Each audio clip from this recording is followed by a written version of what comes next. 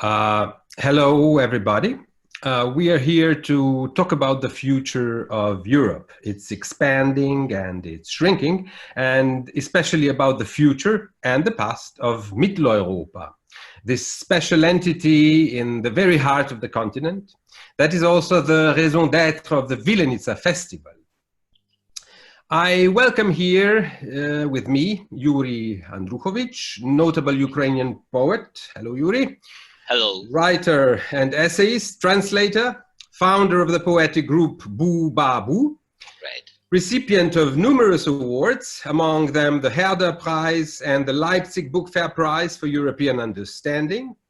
And Boris, Novak, acclaimed Slovenian poet and editor, professor of literary theory at the University of Ljubljana, recipients of awards such as the Prešeren Award, the highest Slovenian cultural prize, and lately the Župančič and Veronica Awards for his epos, The Gates of No Return, also proclaimed Book of the Year at the Slovenian Book Fair in 2017.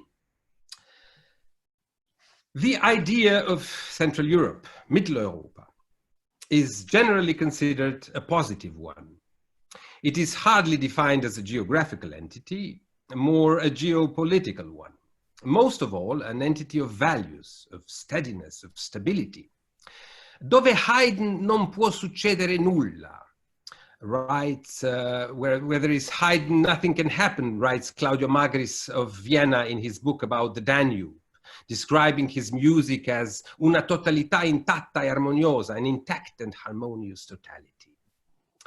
Stefan Zweig depicts the world of yesterday, in his memoirs with the same title, as one where conservative values, as well as a golden coin, are already put in the cradle of the newly born, where stability was a given in times of uproar in Western and Eastern Europe. During the Paris Commune, the Viennese society enjoyed the music of Johann Strauss and observed wars from afar. Stefan Zweig says that Vienna was the best place where one could feel European. Austria-Hungary could be perceived as an empire of plurality and tolerance, not just suppression, where many smaller nations coexisted. Trieste, the port city near Vilenici, is an example of multi-ethnicity in the outgoing 19th century, where Germans, Italians, Slovenes, Jews, Czechs, and many others peacefully shared their cultures. On the other hand, Slovenian culture was not always well regarded by the Austrians. Confronted with the censorship of Slovenian literary circles, the poet Simon Jenko wrote Naprej zastava slave, which for some time served as the Slavic anthem. So, Jurij and Boris, the idea of Mitteleuropa, is it a geographical entity, a geopolitical formation, or a concept of values? Maybe we can start with Jurij, please. Thank you very much, Luka, for your introduction, which is, of course, full of different impulses. So you gave me, you gave to both of us a good food for thinking and material for ideas. I have to be honest, I don't like this notion, Mitteleuropa. I see it, yes, of course, if we look in the past and we remember about the founder of this notion, who was Mr. Naumann, Friedrich Naumann, or the German thinker and yes. Big liberal. And so he introduced this notion in the time of First War with idea and hope how the European world should be organized after the war will be over. And he presumed some German priority or some German protectorate in that part of the world.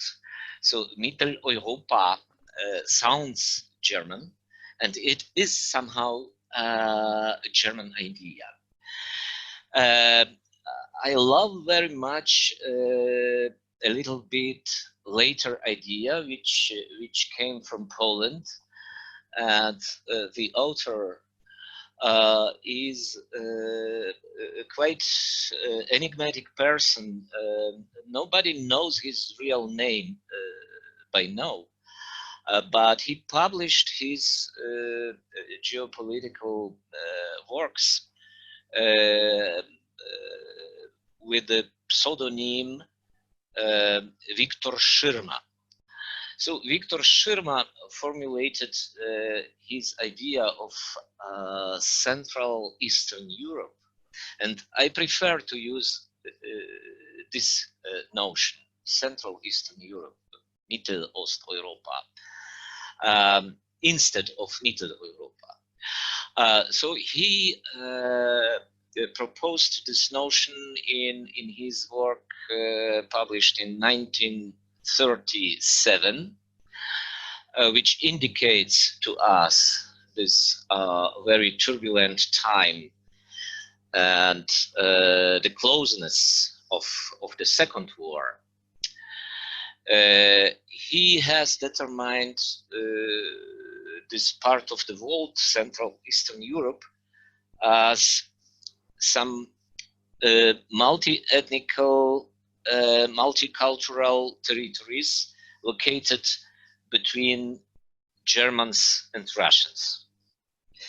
So he located it somehow in contradiction with German aggression and Russian. In that time it was Soviet Union.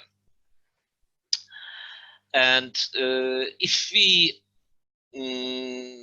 stay by this geopolitical notion, then I wouldn't be happy anyway, because I think it is somehow not it is not a kind of justice to this region to be always just an object, to be something which is in between, something which doesn't have the possibility to deal with own fate, with realization of own ideas. So I'm actually I'm supposed to consider this my part of the world, because I'm one from Central Eastern Europe, like you are, and I consider this part of the world as a kind of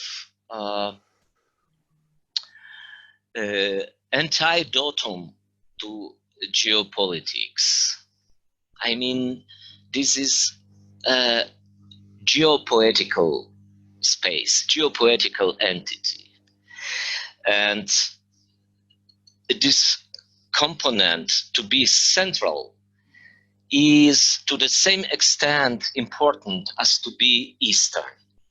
To be Eastern means, in that case, to be central, because this entity is always in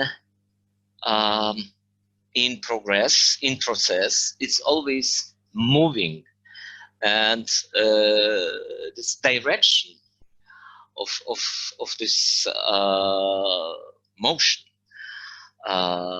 is actually east.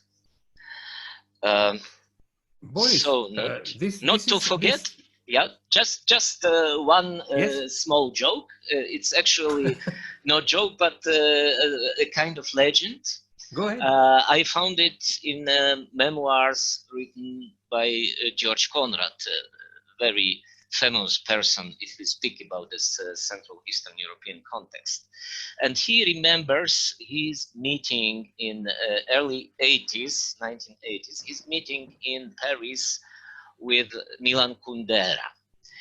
And at this situation, Konrad used to repeat all the time, you know, we in Eastern Europe, we the people from Eastern Europe, and Kundera has corrected him with one phrase. He said, you know, say Central Eastern Europe, please, not just Eastern. We are a part of former Mitteleuropa, but we are also a part of Eastern Europe. So in that mixture, we are the representatives of Central Eastern Europe. And I just finish now my answer. Of course, this poetical component, in my opinion, is the most important to understand what we defend and what we represent by this notion. I think this is a very good point, but Boris, do you share this point of view? Because I see Mitteleuropa as really as a concept of values, at least as they were in history, in the past, and they were mostly positive values. They were values of plurality, of democracy, of poetry, and they, of course, may be or are shared with the eastern part of Europe. Can we say that we have a entity of values here that are shared by a Central and an Eastern Europe? First of all, I would say that identity is never something monolithical. Also, personally, I cannot say that I am just a Central European, being born, let's say, in Belgrade, actually at River Danube, about which Magris writes, being, of course, close to the Mediterranean. I have multiple identities, but of course, Central Europe is for sure one of them. It is a cultural concept. It is probably a historical culture which developed especially in connection with the Austrian and later Austro-Hungarian Empire. And in this way, one can see relics of this culture actually all around Europe.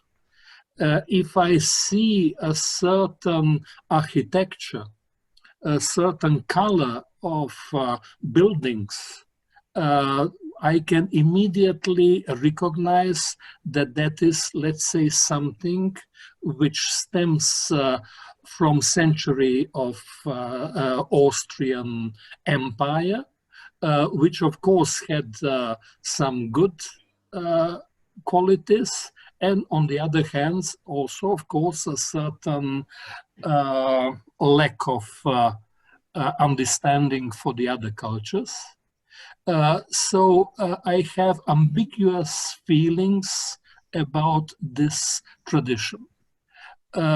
If I can jump to the festival Vilenici, I remember when it was a local poetry festival organized by poet Alexander Pesholia, a very good lyrical poet.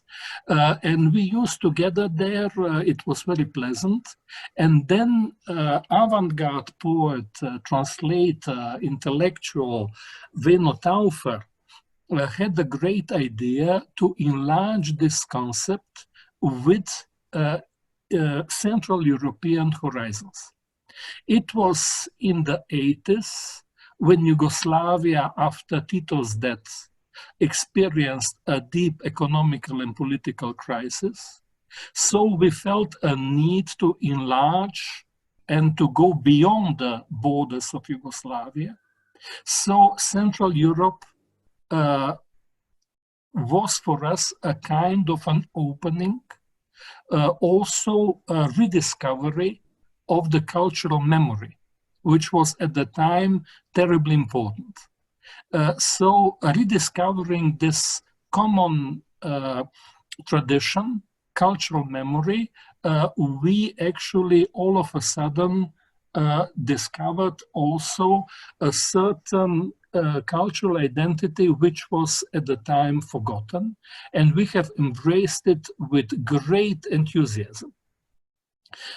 Of this concept of Central Europe was, of course, especially fruitful in the last periods of the communist reign, I think in all the former communist countries. And I remember also meeting first Judge Conrad, whom Jurij mentioned, once in Vienna on a conference in 1990, which was dedicated precisely to the Central European literature and literatures.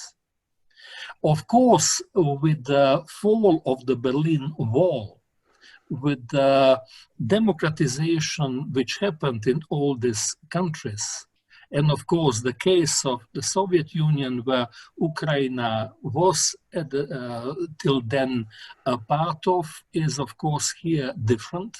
This change has also shifted borders of Central Europe and has also changed approach to this concept.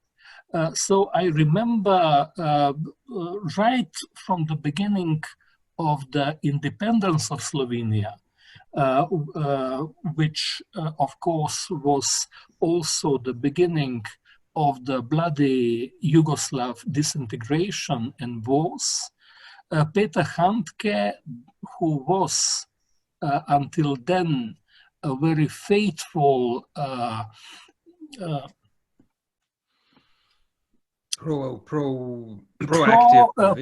He was on the one hand, of course, due to his Slovene mother, very close to the Slovene culture, wrote beautiful books about it, used to come to the Vilenici festival.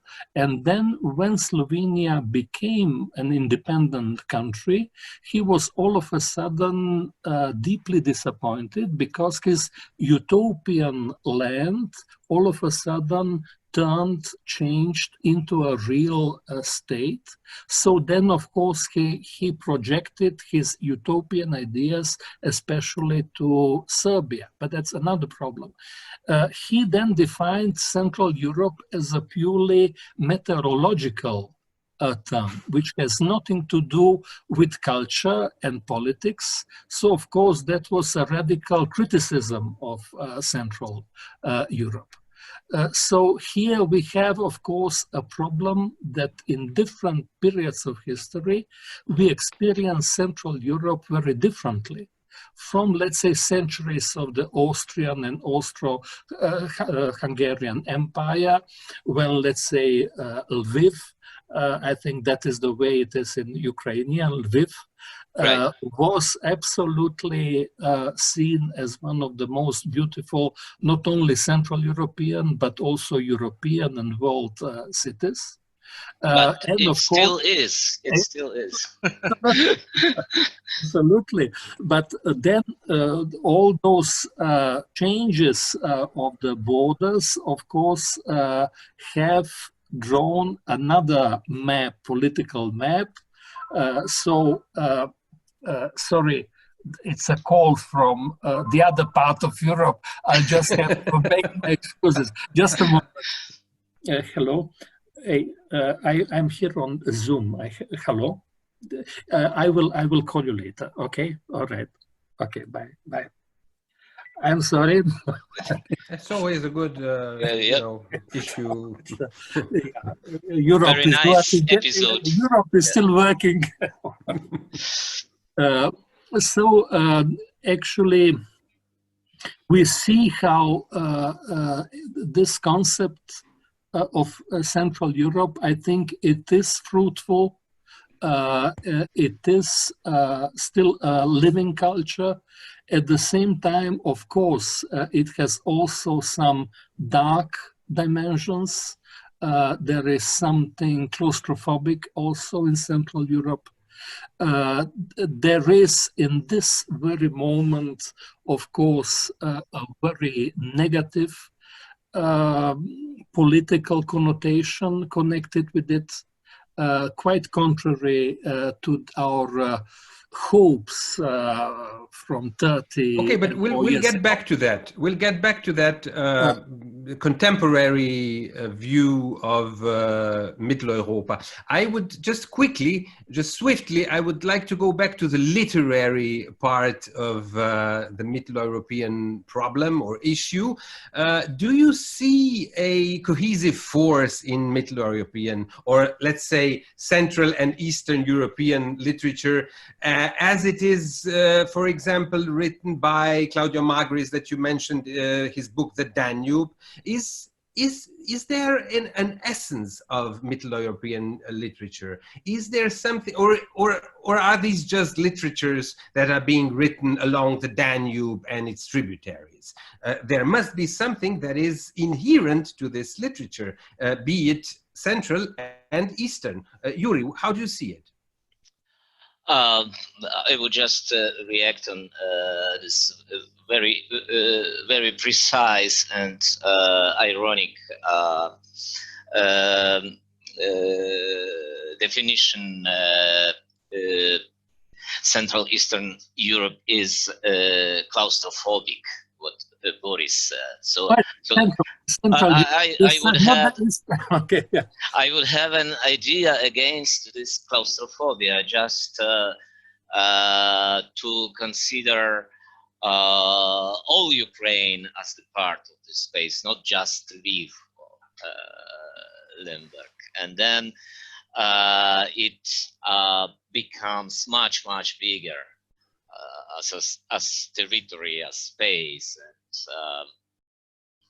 so on. So Ukraine is always a new good possibility for Europe as such to be bigger, and I don't mean just territory, of course. About the Central European literatures, I would generalize in a way. There is some common feature. I would say all the texts in these literatures are written in the so-called small or smaller languages. There is no writer in all this cultural space where the people speak Czech, speak Slovak or Polish, speak Slovenian, Serbian, Ukrainian or Romanian. We don't have such possibility to be understood and to be translated immediately, because we write in the languages which are a little bit it's a bad word, provincial, but which are not the global ones, let's say.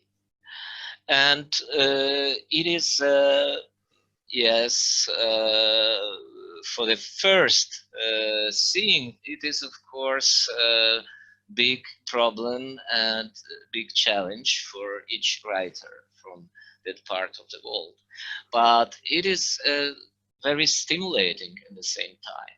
It allows us to go deeper into language and to do our stories in a more perfect linguistic version, because we have all the time this terrible perspective to be not understood, to be not heard. And in my opinion, the Central European writer number one, if we speak about, so to say, classical time, previous times, is Bruno Schulz. is absolute Central Eastern Europe as it is, as itself.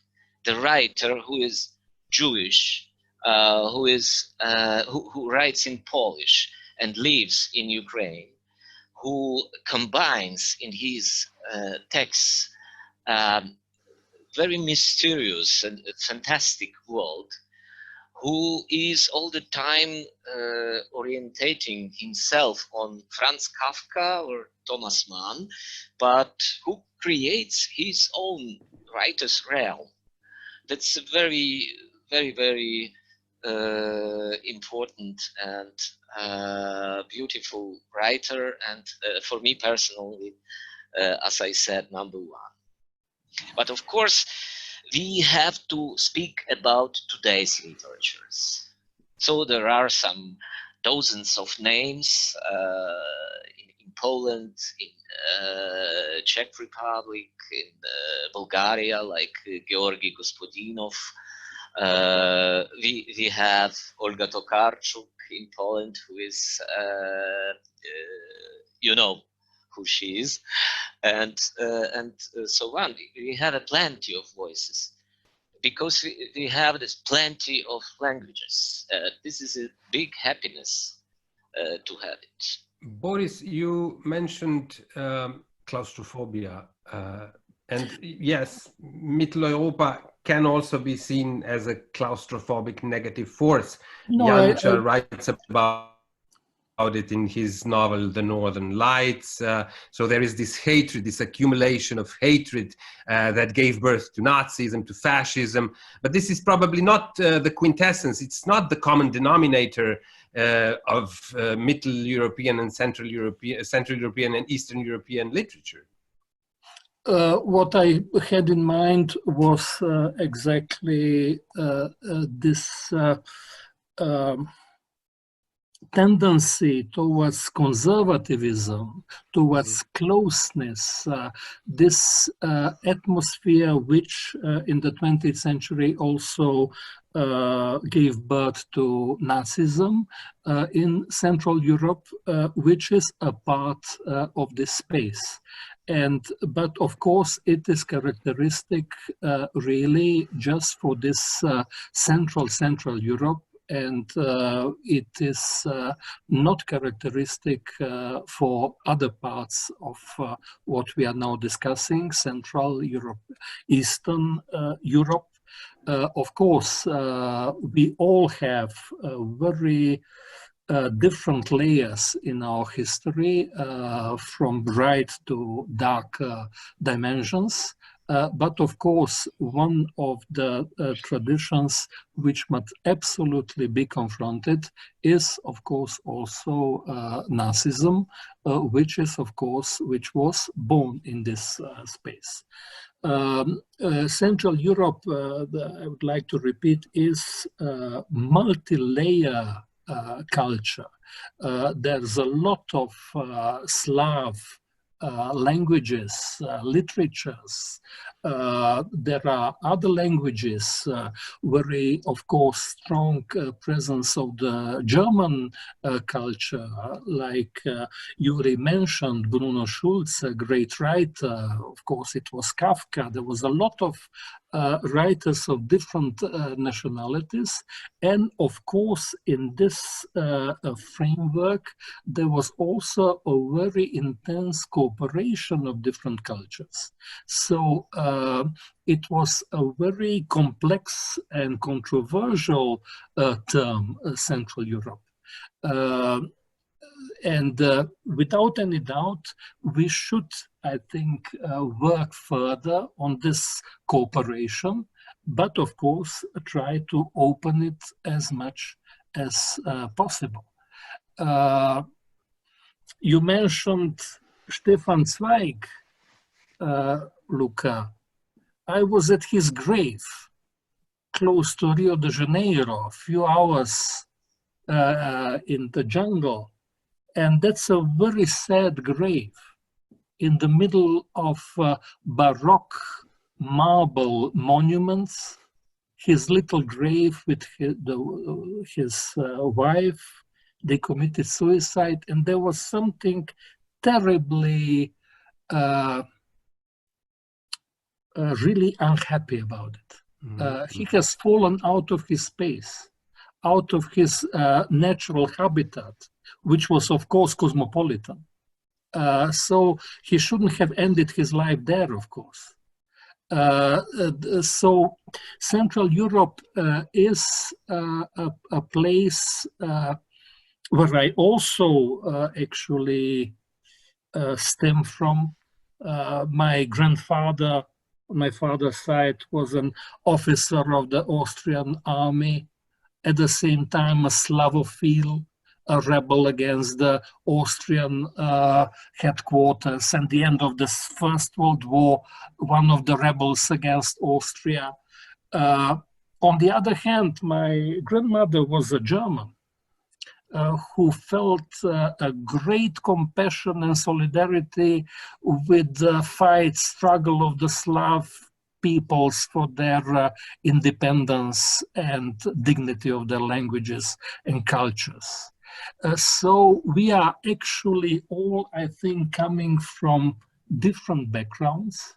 And what was great in Central Europe was, in a way, a capacity to understand all those different layers of culture also, and at the same time, we have an opposite tendency of suffocating it. And of course, if I speak in this framework of Yugoslavia, Yugoslavia was a special phenomenon born at the tombs of the First World War, born out of the need of all those nationalities to form a state. Otherwise, they would all be swallowed by bigger empires. And at the same time, of course, it ended very badly, failing to democratize at the end of the century, like Soviet Union. Here, a big part of the Yugoslav territory was marked by Central European culture. Without any doubt, bigger part of Croatia, also Vojvodina, Belgrade, my home city where I was born, is to a certain degree a Central European city, not just that. So it is actually a very elastic term, Central Europe. And also, yeah. Sorry, let's move from the historical Europe of the world wars to a more modern Europe after the Second World War.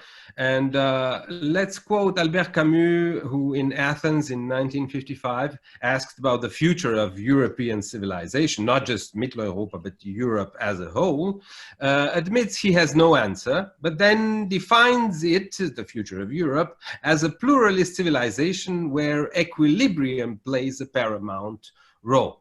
But you know, Europe in the 50s was far from an equilibrium. In France, they called it the Trente Glorieuses. In Italy, it was il boom economico. In Germany, it was die Konjunktur.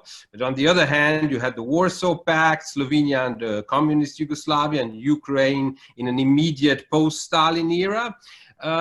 Did we reach an equilibrium, a balance in the EU of Schengen? Which is now under question. Jurij. It's quite symbolic, or at least remarkable, that Albert Camus formulated his idea in the year of 1955. And in the year 1956, there was a Soviet invasion to Hungary. There was a Hungarian revolution, which was actually totally destroyed and covered by blood, by Soviet troops. And Albert Camus, as a result of his very strong critical position against the Soviet invasion, became an enemy of Soviet Union. And there is, of course, a very high possibility that a few years later, in 1960, he was actually killed by Soviet KGB. You probably know the book by Italian author Giovanni Catelli, who discovered this situation. His book has a title, Camus' Death, and it's a quite interesting material for reading. So I just wanted to say that Camus was a kind of visionary, and he had this good idea about equilibrium, but of course he couldn't see how will be this continent organized after the collapse of communist system of Soviet Union, and he couldn't see some beautiful future with European Union. And I think we cannot see the beautiful contemporariness with the European Union. There is still a lot of doubts, a lot of critics, a lot of temptations to go to somehow to destroy this structure, which doesn't look as the best idea for Europe, but I don't know the better version of Europe by now. If we remember what the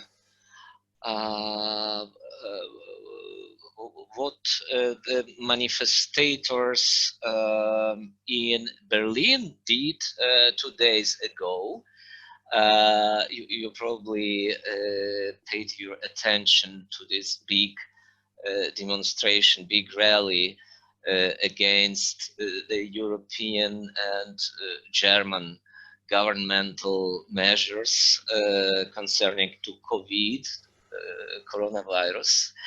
And it was actually a huge manifestation, counting some maybe 30 or 40,000 people who came from quite different political environments, but the far right people were very loud there at this action. They were very active. And I read now today they came, for example, from Alternative für Deutschland. So it's a political party, and you know, far right, partly extreme. And they support Putin's Russia very much and very loud. So they just shouted on the street unter den Linden, close to Russian embassy in Berlin. They just called for Putin all the time. They just repeated his name. So I think it is not a good sign for how European Union functions now, because it's very anachronistic, this kind of attraction, this attraction to big Russian imperial. It's anti-European in its essence. So it means European Union is not persuasive, is for many people in Europe, it is not not the wishful condition of their continent. And it is a kind of regress, political regress, because European Union, in my opinion, was much more popular some 10 years ago, let's say. So something went wrong, as they say.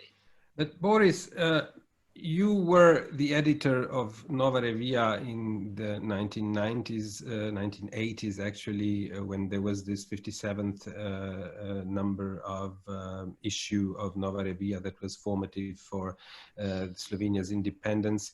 And actually with the advent of Zola's J'accuse in 1898, during the Dreyfus affair, the intelligentsia always played an important role in establishing or preserving democracy. So the literary journal Nova Revija paved the way to Slovenian independence. And it was actually, in a sense, the way to a Camusian balance, the balance that Camus intended. But this is probably not the Europe that we were looking for at that time. At that time, the dream was open borders, democracy, plurality, multi-ethnic society, and now the borders are closing unilaterally. Lately we have seen Hungary really closing itself like a fortress, which is really an example of un-Europeanness. So what has happened of this Camusian balance that was almost there? We were almost there. We had open borders, we had a Schengen space, and now we have closed fortresses all around. This question is closely connected with history of literature in the last decades in Central and Eastern Europe. Of course, at the time, we had Europe A, the Western Europe, and Europe B, that was the former communist countries, which stayed behind the Iron Curtain for a few decades. The case of Yugoslavia was, of course, better, but nevertheless, intellectuals and especially writers had to fight for the democratization. And in this framework, a series of literary magazines played a crucial role. They were all forbidden after a while. Slovene writers, especially immediately after the Second World War in the 50s, were very frequently sentenced to jail, etc., etc. And of course, Jurij knows all these phenomena, of course, from the Soviet Union, from the very harsh destiny of many writers. The problem, of course, we are facing now is that this dream of the democracy, of individual freedoms, that was the reason for our enthusiasm for Europe, is in a kind of crossroad. Unfortunately, one of the consequences of this process of the democratization was also falling back into the darkest possible nationalism, exactly in the countries which were enslaved by communism for such a long time.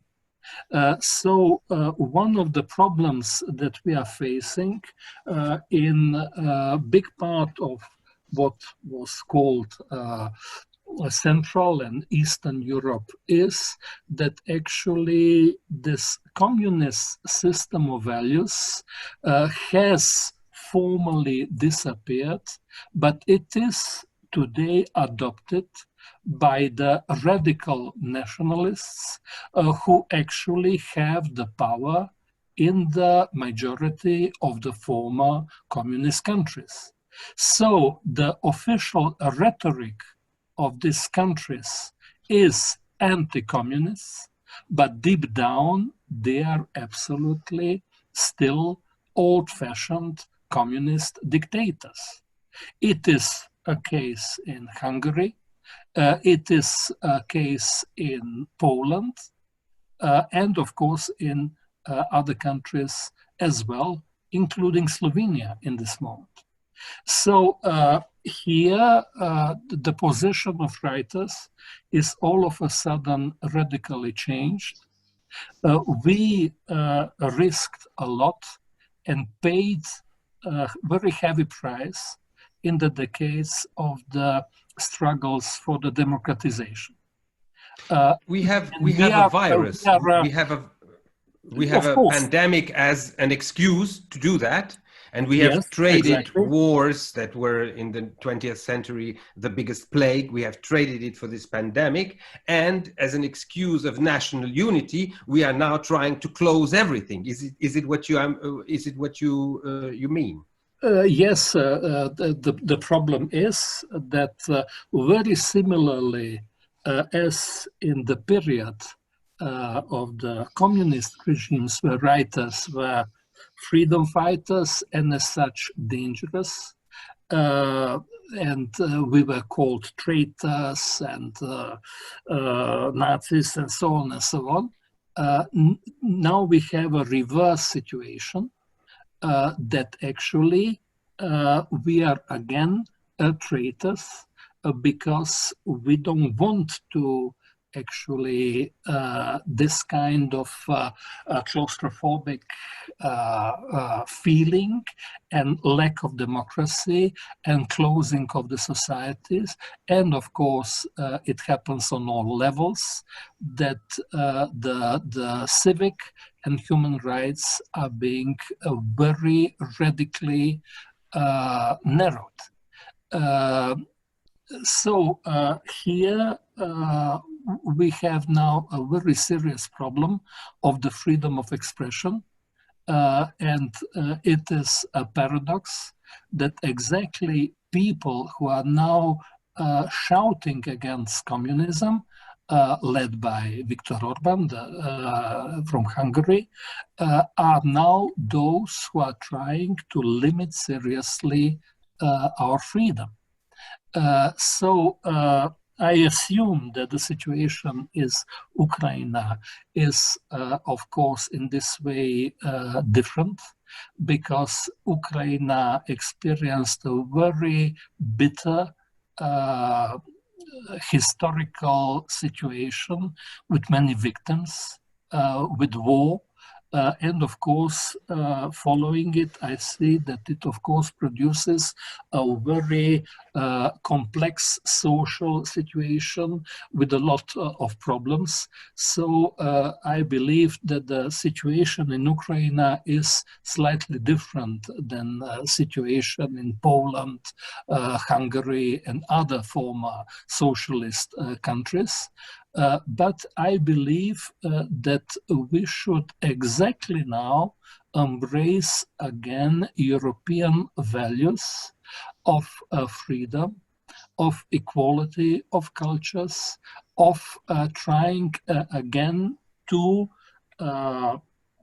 implement basic principles on which Europe was founded. It is true that actually European Union is experiencing in this moment a certain crisis, but it is nevertheless still the best place to be on this earth. So what I think we should all do also regarding the topics of our conversation is to try to enlarge it. I hope that Ukraine will be a member state of Europe, because it always was a part of the European culture. And I see future in this direction.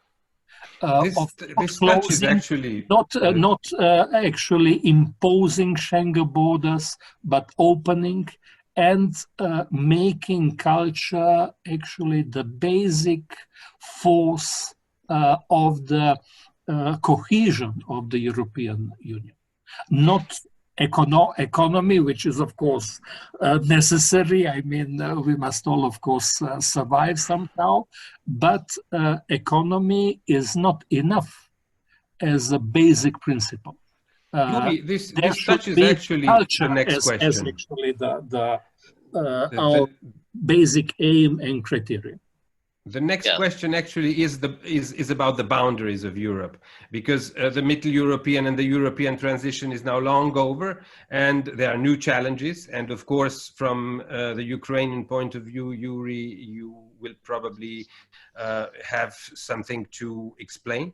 And but there was an idea by French President Mitterrand in the 80s of a Europe from the Atlantic to the Ural Mountains in the 1990s. Actually, it was quickly forgotten because he omitted to include the US.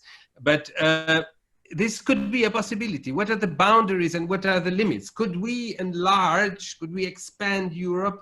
Actually, Ukraine is Europe, but could it be part of a bigger geopolitical entity, political entity? I mentioned it before on the beginning of our talk that this, let's call it virus of Europeanness, is quite active and always moving, and about the possibility for Europe to be bigger. Ukraine is the country which demonstrates its striving to become a part of European family. I don't say European Union, but let's call it more poetical, European family. That's like Czesław Miłosz, his book entitled Rodzinna Europa, so a native Europe. Ukraine demonstrates it's quite stable since last 15, if not 20 years. I mean, just the polls, the sociological discoveries. And they demonstrate to us always the majority of Ukrainian society is for Europe, for Ukraine in Europe. They have chosen European future for their children. And it is sometimes more than 70%. Sometimes it is quite lower, just 50 something. But since 2002 or 2003, it was never lower than 50%. And it is a kind of tendency. I would say it is serious. It is worth to support and to help. And now we have, as Boris said, we have since 2014, we have a military invasion, we have an aggression of Russian state, which is just, it is provided just because of this Ukrainian European idea. The Ukrainians want to be a part of Europe. So it is like a punishment for us. It is like an attempt to stop this tendency, to change Ukraine from outside. In a way, Ukraine will be unable to join Europe as one entity, territorial entity, and they want just to divide this country into 3 or 4 parties, and that's why they emphasize this idea of different nations, different languages of Ukraine, and so on and so forth, different cultures and contradictions. That's partly true, but it is not a, antagonistic conflict or sometimes. It's the way of Ukraine. And in the year 2016, we with friends had some session in biggest eastern Ukrainian city, Kharkiv. You can know it in Russian version, Kharkov. It's a very big center of industry and technical sciences, and we had a discussion at the university in Kharkiv about the borders, eastern borders of Europe. Where are they? And the friend of mine, our poet Serhiy Zhadan, just formulated it brilliant. He said, it is nowadays, it is this border, is the front line where the Ukrainian defenders of the country are located to prevent some next stage of aggression. This line, dividing line, is probably the eastern border of Europe today. So we can dream about Europe until Ural Mountains, which was Mitterrand's idea. We can repeat after today's French President Macron. He suddenly formulated idea Europe from Lisbon to Vladivostok, to the Pacific Ocean. But we have to see the reality, reality with dictatorship in Russia, reality with Russian geopolitical interest to keep all the parts of the former Soviet Union under control. And we have to find some solution. We see the situation in Belarus today. We see this new alliance, this new pact between Lukashenko and Putin, the smaller dictator and the bigger one, and they want to stop history.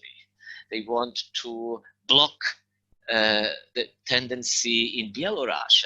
There is an awakening of the nation nowadays. What we in Ukraine experienced some 20 years ago, they have now the beginning of the same process in Belarus.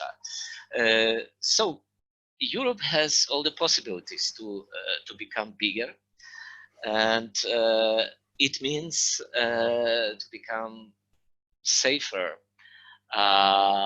richer, and to its cultural diversity and add some new cultures. There is one more point I would like to emphasize before we wrap up, and this is Michel Foucault's concept of biopower. Some thinkers now think that the Europe of today and the world today is hostage to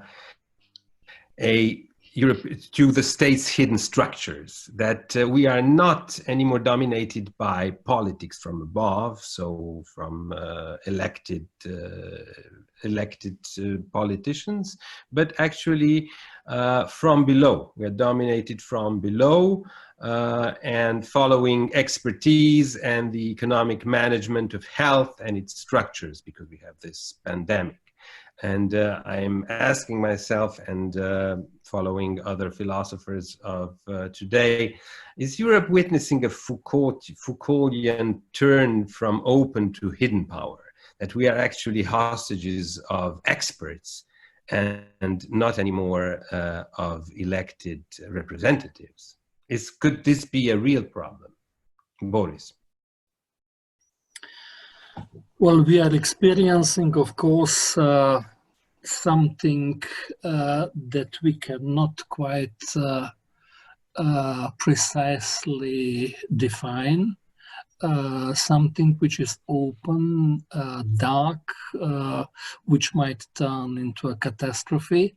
At the same time, of course, as we have already mentioned, this pandemic is abused by political powers in order to diminish radically the level of democracy. It is also fact that we have a very complex and controversial relation between economy in this moment and priorities of the health. And without any doubt, there is a lot of interest involved. What is now of the crucial importance is absolutely to insist on basic principles of transparent democracy, on the dignity of every human life. Let us think here only about the terrible destiny to which the elder people are now condemned. It is something which is utterly cynical and seems in a way to be the end of the civilization as we have known it, and also the end of Europe, if it, of course, this concept of the marginalization of the elder population and their condemnation to death in terrible circumstances, if it, of course, stays like it now is. So there's a lot, of course, of problems that we are facing, but I absolutely think that the crucial thing is, of course, also to insist on the respect of all the differences, cultural differences, linguistic differences, religious differences, and of course to insist on principles of Europe. Here, unfortunately, the Central European states, primarily, of course, former communist countries, are acting in an utterly selfish way.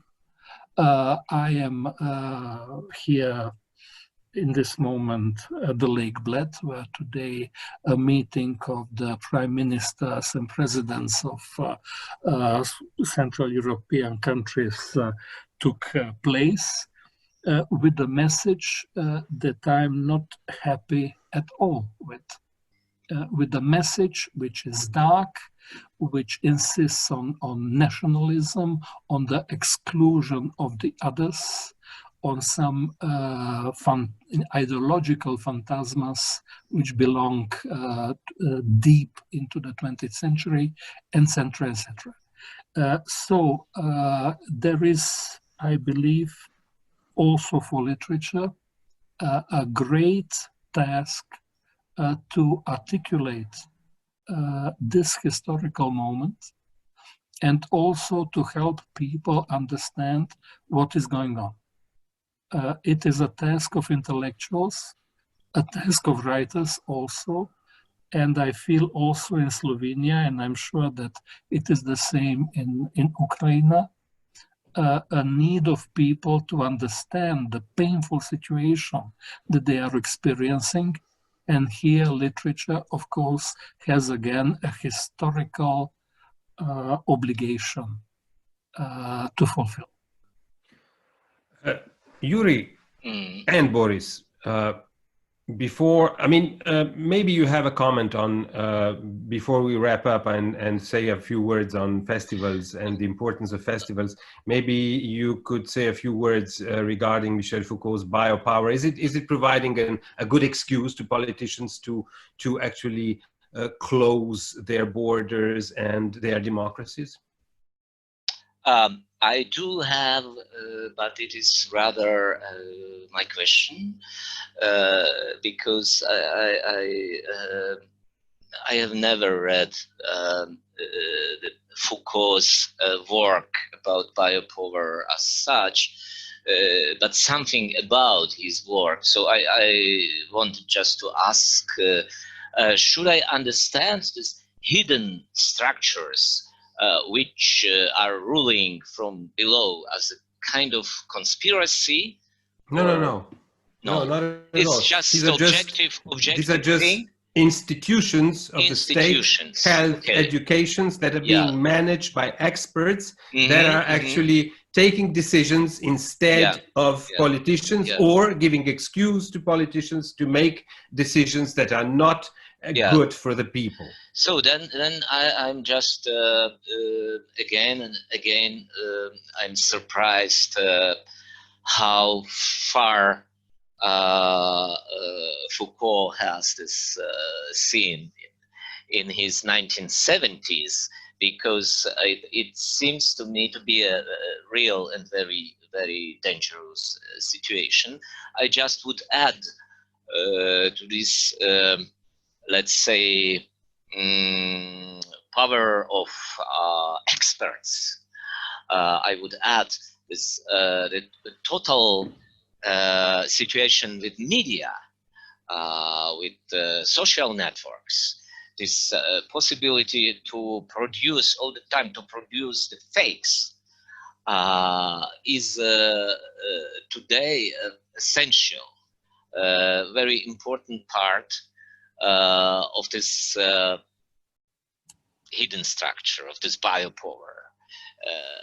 Because the people are mostly distracted away from books, from our classical way to persuade, to tell the stories, something to just to create some realms. The people are attracted by fast and bright and sensational information. So it makes, of course, a very good base for such hidden structures.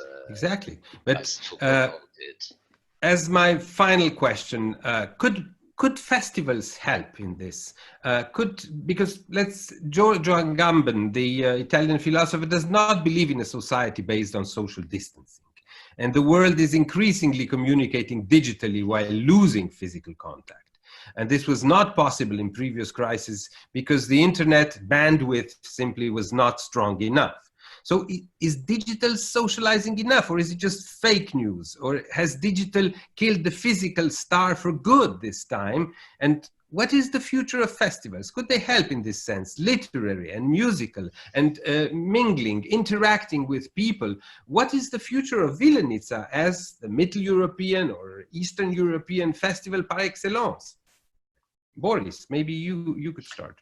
Well, I remember that in the 80s and also still in the 90s, that Prince Turnun Taxis used to receive us actually on the terrace of his beautiful castle in Devin. That's a Slovene village actually close to... I was there. Yes. I'm sorry that I could not be there when you received your award because I just had an operation of my knee. Otherwise, I would have come to congratulate. Sorry. Very so that was, of course, Rilke's Duino. And Rilke is, of course, one of the great poets and intellectuals of Central Europe. Not just that, of course, I mean, but of course, in his essence, he is Central European. So festivals actually do help. we need communication. And of course, communication between writers, translators, belonging to different communities, languages, it actually creates a special friendly atmosphere. It builds bridges, and it is very important for our work, for our enlarging of our horizons, and it is one of the best ways of the functioning of literature, that's for sure. Yuri, what about festivals? I miss Vilenici festival very much. I was twice there, and it was always unforgettable. I also want to say, in the last years, we had in Ukraine a new situation with many new festivals in different places of the country. It was like one of the accents of cultural politics and cultural activities after the second revolution in 2014. And I was astonished by the possibilities to communicate with the people in different cities, in different places in that country immediately. Of course, they can read my books. Of course, they can see my face in YouTube or something like this. But if the writer comes personally and he's here and he is together with some colleagues and they discuss immediately everything, absolutely independent of some technical problems and barriers and distances. It is more human. It is more human, first of all, and we need to be human, to preserve, to save our humanity. So I hope, despite of virus, we shall meet each other physically, as I wish now to be closer to both of you, and let's hope. Well, I could take this as a final word, because humanity, being human, I think this is the message we have tried to convey to our audience.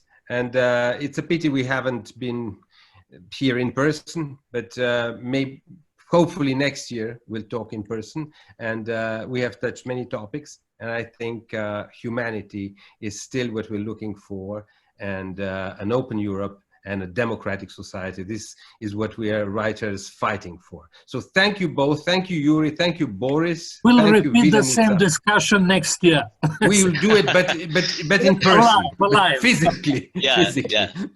Thank you so much. Thank you. Thank you both. Thank you very much, Boris.